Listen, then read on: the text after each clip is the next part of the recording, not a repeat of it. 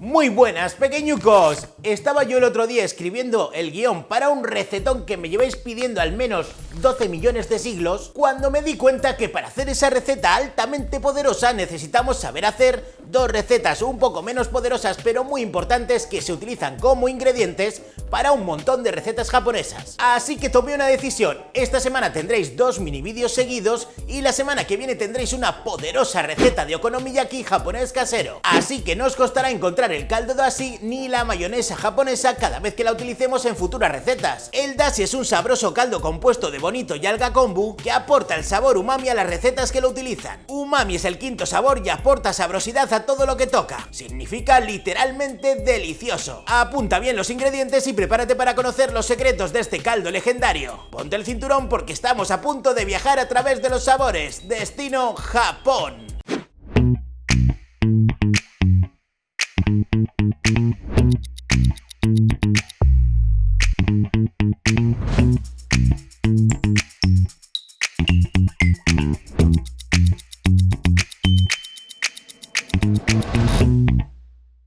La vuelta al mundo cocinando.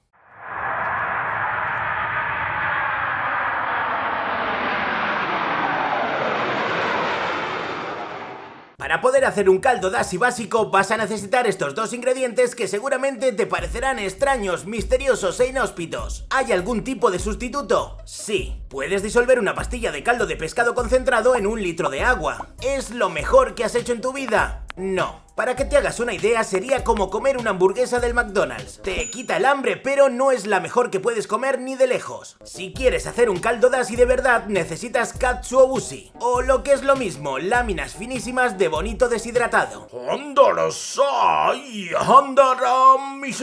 Parece muy complicado de encontrar, pero es un ingrediente muy común en la cocina japonesa y puede comprarse en Amazon o en tiendas especializadas sin problema. Este lo he comprado en la zona gourmet del Corte Inglés, por ejemplo. El otro ingrediente imprescindible es este alga kombu. Introduce el umami en la mezcla multiplicando el sabor y la experiencia por 10 millones. Poco se habla del brazo poderoso que estoy forjando a base de deporte. No seré yo la Roca, ¿verdad? En fin, este es el aspecto que tienen dos trozos de alga kombu antes de ser hidratados. Rígidos, algo quebradizos y huelen fuertecito. Primer paso de esta receta que sirve para hacer otras recetas más poderosas. Limpiar el alga kombu. Como podéis ver, tiene una especie de polvo salado en la superficie que no queremos en nuestro caldo. Moja un trapo y vete acariciando la superficie hasta deshacerte de la mayoría. Si no utilizas un legendario trapo de flores rosas, saldrá igual, pero tú serás mucho menos sensual. Este es el aspecto de una alga kombu lista para ser utilizada en nuestra receta. Lo que debéis hacer es añadir 1 litro de agua en una cazuela y sumergir el alga kombu dentro. Sí, sé que estáis impacientes por hacer ramen, okonomiyaki o cualquiera de las recetas para las que se utiliza el caldo dashi, pero ahora os toca esperar al menos 12 horas mientras el alga se hidrata y suelta todo su sabor y aroma.